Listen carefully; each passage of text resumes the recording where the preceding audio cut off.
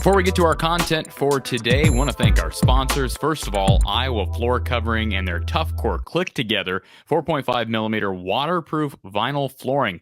Right now, the guys over at Iowa Floor Covering in Bondurant are selling this at just $269 per foot with self-installation. Great value, and you'll get great service from the guys at Iowa Floor Covering. Visit iowafloorcovering.com/DIY. And also, Ascent Nutrition. I've talked about their coffee at length, but man, if you need something to get you through a busy week, start your day off with some of this Ascent coffee. It's pure, it's mold and mycotoxin free, so it's not damaging to your health. And also, when you purchase a bag of this stuff or any of the products from Ascent Nutrition, you're supporting the business of a former Hawkeye, and you're supporting this channel from the Hawkeye of the Storm. Visit goascentnutrition.com and use the code Hawkeyes to receive 15% off your total order. With that being said, let's dive into the Hawkeyes.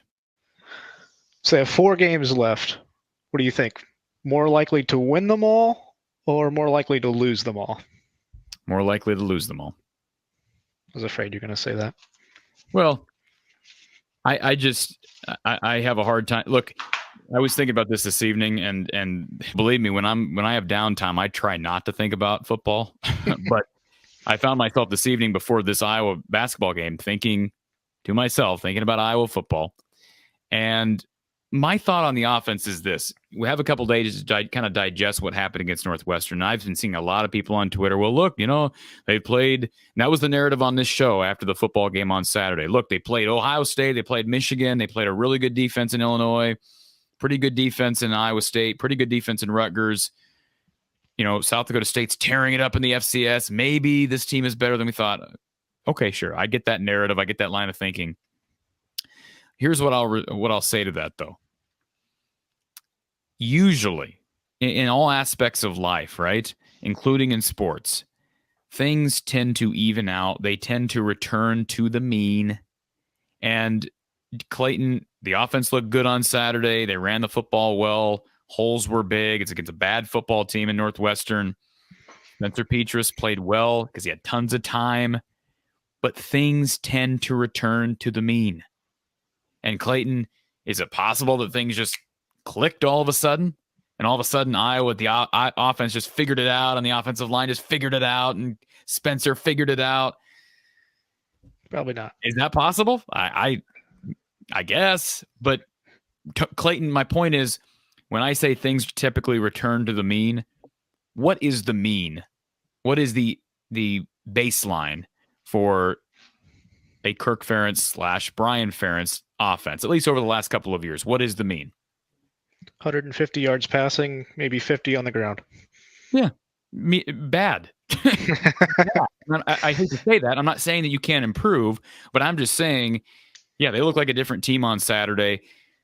I'm not trying to sound like negative Nancy here, but I just, without really being able to know until we see them against Purdue, I have the hunch that they will return to the mean.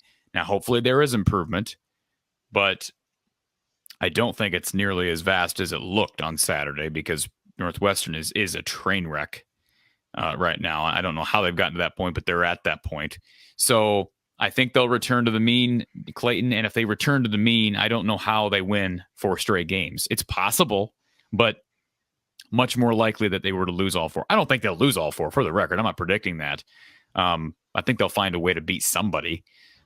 Maybe they go 2-2 in that stretch. They go 2-2. You're looking at a 6-6 season. You may end up getting to 7-6.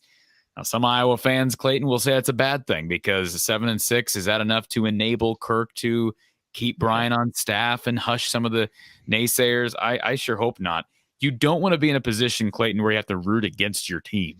No, I'm right there with you, but some people want to see change, and sometimes it takes losses to do that. So I had these conversations with a lot of people, and I understand it. It's not, you're not a traitor to the state because you express that and acknowledge the elephant in the room.